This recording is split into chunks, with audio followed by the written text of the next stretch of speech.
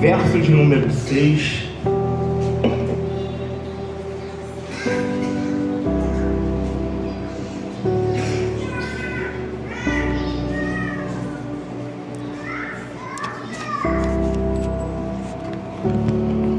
Amém? Diz assim a palavra do Eterno: mas tu, quando orares, entra no teu aposento, fechando a tua porta, ore ao teu pai que estará em secreto, e o teu pai que ver em secreto te recompensará publicamente. Amém? Por gentileza, pode tomar seu assento. Irmãos, por gentileza, a única coisa que eu quero lhe pedir nessa noite é a sua atenção aqui para o altar. Que eu tenho uma mensagem da parte de Deus para a sua vida. Você crê? Amém. Graças a Deus. Pois bem, irmãos, para entender a fala de Jesus, segundo Mateus, capítulo de número 6, eu quero convidar você nessa noite a uma construção de uma estrutura naquilo que Jesus vem trazendo. É de fato que todo judeu, ele tem um costume, e segundo um livro paralelo às escrituras conhecido como Talmud, os sábios vão dizer que todo judeu ele tem um costume de orar durante 3 vezes ao dia. E ele vai usar os patriarcas: Abraão com uma oração matutina, Isaac com uma oração no período da sua refeição, e Jacó em uma oração vespertina. Então daí se cria uma estrutura e uma base espiritual para todo judeu trabalhar com oração. Ou seja, todo judeu trabalhava com uma oração 3 vezes ao dia. Só que todo judeu também, ele tinha o costume, e o costume de toda vez que orar, ele orar em uma direção. Ou seja, se o judeu estivesse fora de Jerusalém, ele orava na direção de Jerusalém. Se ele estivesse em Jerusalém, ele orava na direção do templo. Se ele estava no templo, ele orava na direção do Santíssimo Lugar. Ou seja, no costume judaico, tanto 3 vezes ao dia eles tinham o costume de orar, e orar sempre em uma direção.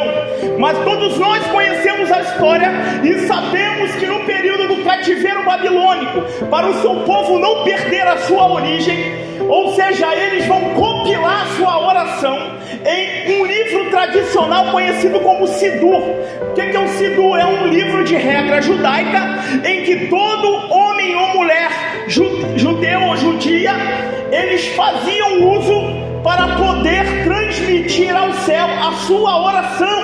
Você vai entender a fala. Ou seja, a partir da Babilônia, eles começam a trazer uma oração mecânica, religiosa. Eles começam a trazer uma oração totalmente disfuncional, sem conexão. Por quê, pastor? Porque toda vez que o sumo sacerdote entrava no Santo do Santo, antes do cativeiro babilônico, havia a arca que representava a presença de Deus. Mas após o cativeiro babilônico, a arca é levada. O povo vai ao templo no período de Zorobabel para orar, mas a arca não estava mais no Santíssimo Lugar. Ou seja, o problema não era orar, o problema não era pregar, o problema não era a devoção, o problema é que a presença de Deus já não estava no Santíssimo Lugar. Eu já trago aqui uma revelação dos altos céus para a sua vida. Eu posso orar, eu posso pregar, eu posso ter uma devoção a Deus, mas enquanto a presença de Deus está na minha vida e na tua vida, faz toda a diferença. Então há uma estrutura, e dentro dessa estrutura de oração, em que eles oravam 3 vezes ao dia, e direcionado a uma geografia, nós entendemos aqui nessa noite que eles passaram depois de compilar suas orações em um livro, eles passaram a perder a conexão e fizeram com que a sua oração fosse mecânica. Não tinha conexão, não tinha intimidade, não tinha busca. Ou seja, havia pessoas que até se esforçavam, mas a presença de Deus já não estava no meio do povo. Aqui olhamos para a estrutura da história e vai dizer a palavra de Deus que quando Jesus ele entra no capítulo 6, primeiro ele vem trazendo sobre a esmola, segundo ele vem falando sobre a respeito da oração. O que eu aprendo com a palavra aqui nessa noite é que quando Jesus se dirige a um público-alvo, o público-alvo de Jesus aqui eram os líderes religiosos e eram os seus discípulos. Para os líderes religiosos, ele libera uma palavra, ele vai chamar aqueles homens de hipócrita, ou seja, a palavra hipócrita aqui na sua raiz grega, onde é escrito o Novo Testamento, significa ator, ou seja, eles oravam em pé, eles diziam para Deus: Senhor, não sou como o samaritano, não sou como as mulheres, porque as mulheres nesse período também, eles desprezavam, eles se colocavam numa posição de ser superior às outras pessoas, e toda vez que eles oravam, eles diminuíam as outras pessoas que ouviam ele nas praças públicas. Quando Jesus se dirige primeiramente aos sumos sacerdotes, aos fariseus, aos saduceus, ele começa a trazer uma palavra de reflexão, dizendo: ei, ator, não adianta, o que teus lábios ora, o teu coração está longe, o que teus lábios ora, a tua vida está longe, porque antes de ouvir a oração, eu olho o coração de quem ora. Prova, pastor, capítulo 4 de Gênesis, quando a Bíblia diz que Caim e Abel vai se colocar diante da presença de Deus para realizar um culto, diz a Bíblia que antes de Deus repudiar a oferta de Caim, diz a Bíblia que Deus repudia Caim antes da oferta. Por quê? Porque o coração de quem ora, a motivação de quem ora é que faz toda a diferença. Então ele traz primeiramente para o público-alvo, e quem era? Os líderes religiosos. Só que agora ele se dirige aos seus discípulos. Interessante que o texto que acabamos de ler, mas ele é muito direto, ele diz: mas tu, ou seja, ele sai do coletivo e ele entra no individual. Ele sai do coletivo e ele diz: mas tu. Ele dá a responsabilidade para cada um que ouvia a sua palavra. Ai, Jesus, olha que ele diz: mas tu, quando orares, entra no teu quarto. Ou seja, aqui a palavra é direcionada aos discípulos. E a palavra quarto aqui também, na raiz grega que é escrito no Novo Testamento, é lugar extenso, aonde naquela época só havia uma chave dado a um responsável. Para entrar no quarto tinha que ter a chave, meu pastor, e a chave era responsável de uma só pessoa. Ele dirige para cada um indivíduo a responsabilidade de orar. Eu não sei se tu está entendendo, mas eu vou clarear aqui um pouquinho para você entender. A responsabilidade não está no coletivo, está no individual. Mas tu, quando orares, entra no teu quarto. Quarto significa lugar de intimidade. Quarto significa conexão com o céu. Quarto significa, querido, aleluia, lugar restrito. Você já entrou dentro de um shopping ou de um regimento público que está escrito naquela porta assim, ó, restrito, só funcionário. Alguém já entrou, alguém lembra disso? Ou seja, aqui no texto é restrito a chave a uma só pessoa. E quem é individualmente, não é coletivo. Ou seja, diz a palavra: tu tu és responsável de ti. Mas quando tu entrar no teu quarto, você que tem a chave que a Bíblia vai dizer que quando ligares na terra será ligado. Não é tradição nem religião, é conexão. Deus chama você nessa noite para uma conexão. Só que conexão, ela requer que nós tenhamos investimento de tempo. E muitas das vezes tempo, para cada um de nós, é questão de escolha, prioridade. Quantos de nós falamos não tem tempo? Quantos de nós colocamos aquilo que Deus nos chama em particular, individualmente, mas tu, quando orares, entra no teu quarto. Ele não está dizendo para os discípulos que há um lugar preparado somente para aquele momento. Ele está dizendo que tu, individualmente, quando entrares no teu quarto, lugar restrito, homem de uma chave única e responsável, ore ao teu Pai em secreto. Quando ele instrui os discípulos para orar ao teu Pai em secreto, automaticamente ele está trazendo uma correção para os líderes religiosos. Por quê? Porque o povo orava em público. Ou seja, existia um costume judaico que eles tinham um chale, conhecido como chale de oração.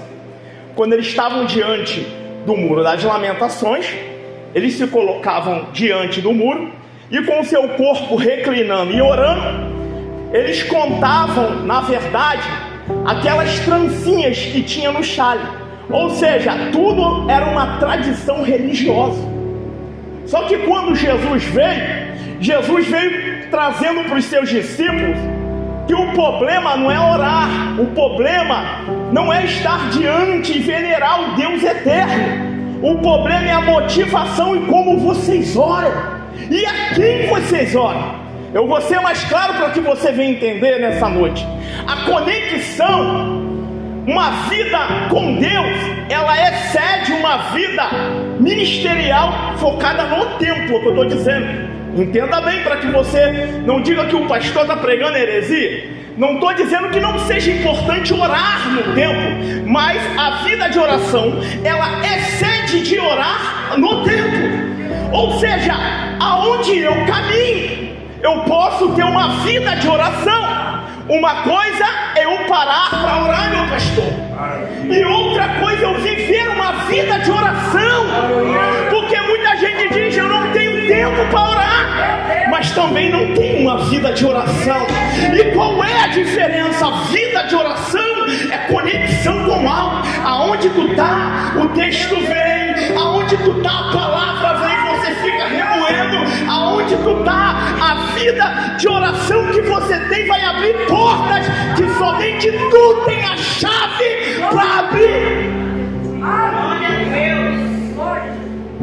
O texto é claro, e ele diz: ora ao teu Pai em secreto, para que também em secreto ele te recompense. Você está pensando que você está dentro de um monólogo? Não, meu irmão. A conexão com Deus é uma via de mão dupla.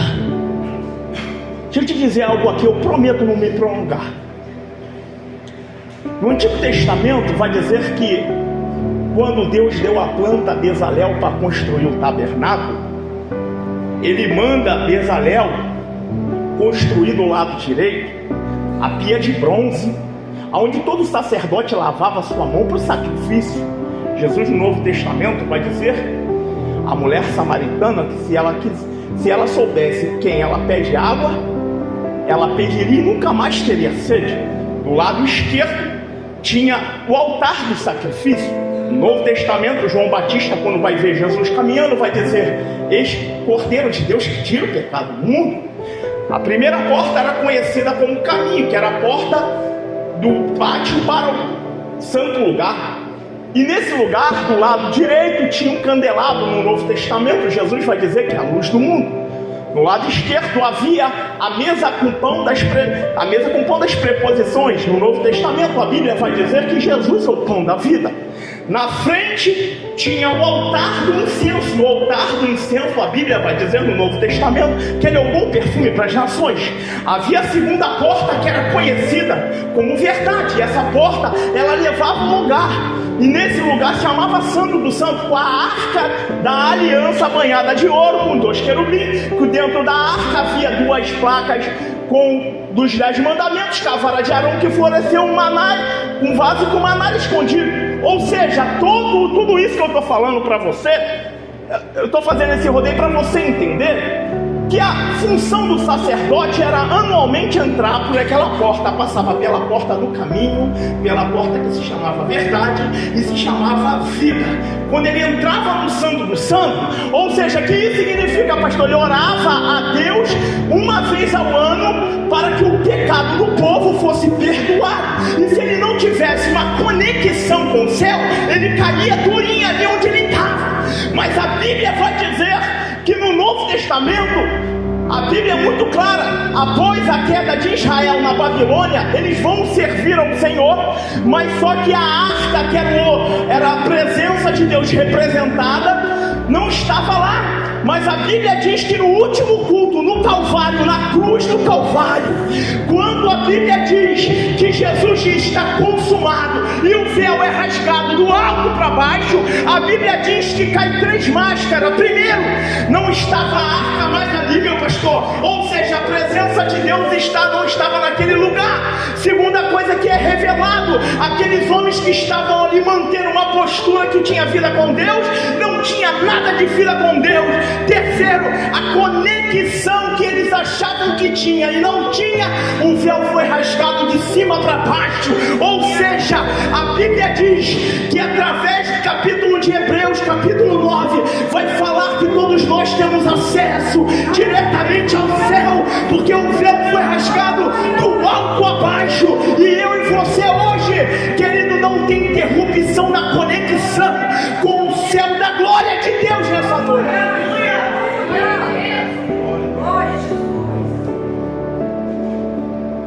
Há uma conexão. E Jesus já desliga quem já não é. Você lembra, a internet está na tua casa? Quando acontece uma interrupção, quem está vidrado numa rede social fica doido. E agora, o acesso, né? Sem acesso. Não é assim que funciona nos nossos dias? Já ficou sem celular? Quebrou teu telefone? Deu um problema no teu telefone? Primeira coisa, eu tenho que comprar um telefone rápido. E quando você deixa 1-2 dias sem usar o telefone, quando você volta a configurar e entra lá no Wi-Fi, a conexão volta, as mensagens, o que acontece? Começa a carregar, não é? Mas por quê? Porque voltou a... Está entendendo? A palavra de Deus vai dizer, eles não tinham conexão. Mas hoje, através do meu Filho amado Jesus Cristo, porque Deus amou o mundo, Deus amou o mundo de tal maneira que deu a vida do seu único Filho, para todo que nele crê não pereça, mas tenha vida eterna, conexão com o alto. Meu irmão, diz a palavra que há uma recompensa. Há uma recompensa.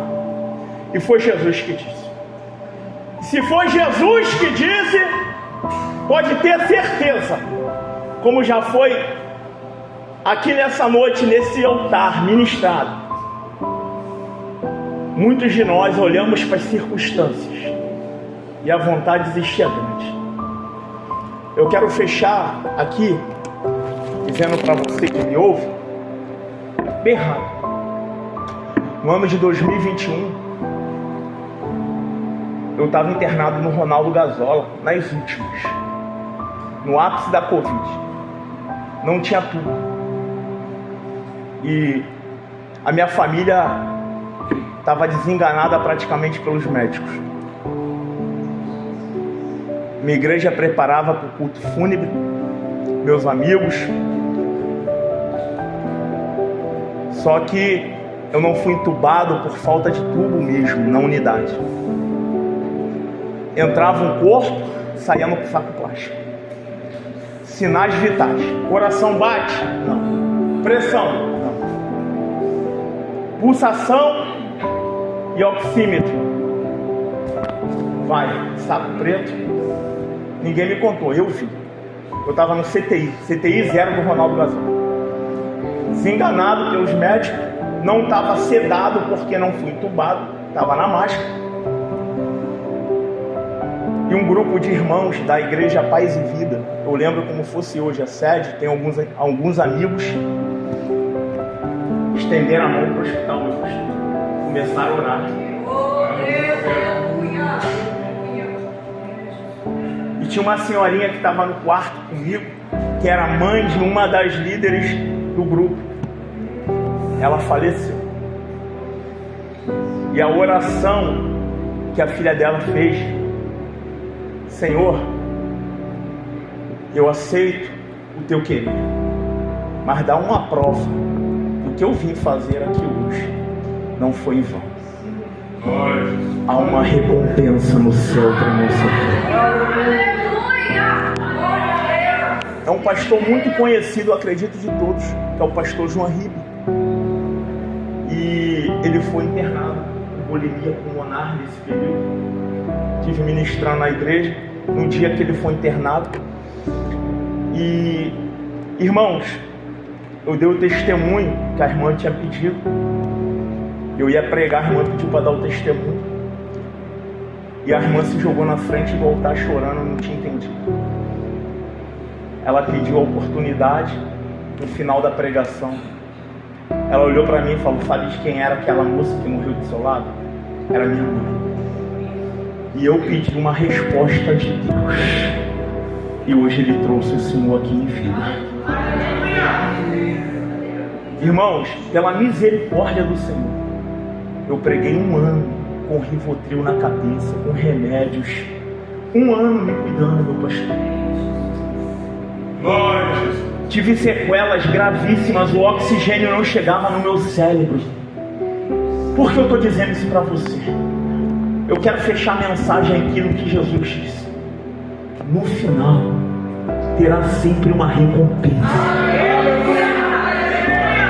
A cada dia da minha vida que eu passo, eu acordo, sinto o oxigênio, pastor. Eu aprendi a valorizar o oxigênio, a dizer: Senhor, obrigado, porque mais um dia o Senhor tem me permitido. Eu fecho dizendo: tem gente que reclama que as pernas estão doendo, mas quantas pessoas que não têm as pernas gostariam de ter a perna doendo?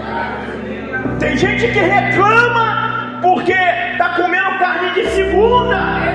Quantas pessoas gostariam de comer a tua carne de segunda? Tem pessoas com dificuldade respiratória no tubo. E quantas pessoas, por mais que tenha problema respiratório, mas está de pé. Toda a oração, irmãos, não estava nem nos bolsos. Aqui é do céu para a tua vida. Irmão, quantas orações são impedidas por nós mesmos, por ingratidão, por não acreditar na palavra que diz que há uma recompensa para quem ora. Eu quero fechar com uma frase nessa noite. Eu já quero te convidar a ficar de pé. Maravilha! Oh, glória! Meu Deus! Cristo! Meu Deus! Os homens que eram tão religiosos, presos dentro dos costumes, eles passavam a orar com um livro. Até hoje tem, se for Israel. O livro conhecido como Sidur.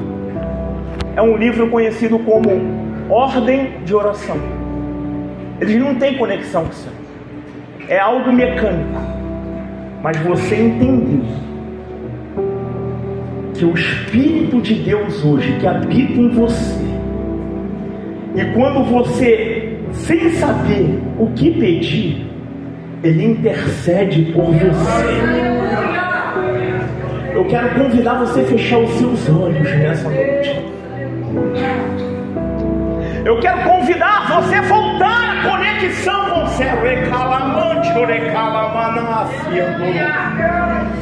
Eu quero convidar você nessa noite a, se não perdoa mais, liberar esse perdão. Continua de olhos fechados. Quantos de nós somos os ofendidos da história?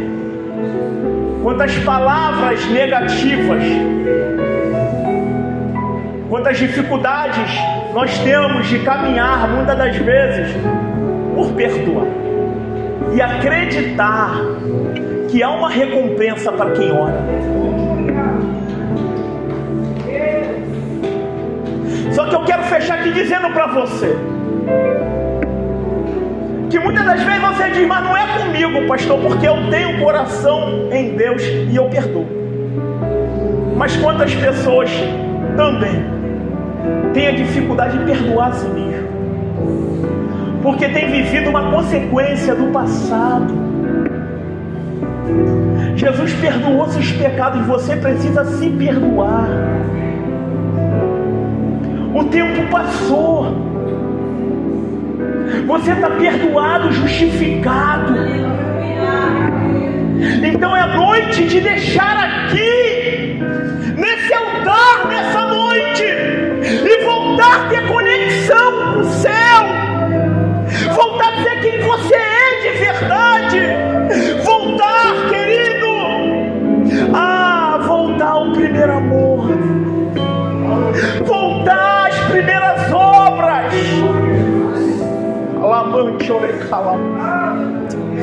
Oh, João, quando é arrebatado, Apocalipse, capítulo de número 2, a sua igreja mais qualificada, fundador Paulo, pastor Timóteo, obreiro Priscila e Áquila, Onésimo, o corpo mais qualificado da Ásia, João, o apóstolo do amor que reclinou a cabeça sobre o anjo, sobre os ombros de Jesus, ele vai ouvir do céu: João, manda todo mundo voltar às primeiras obras.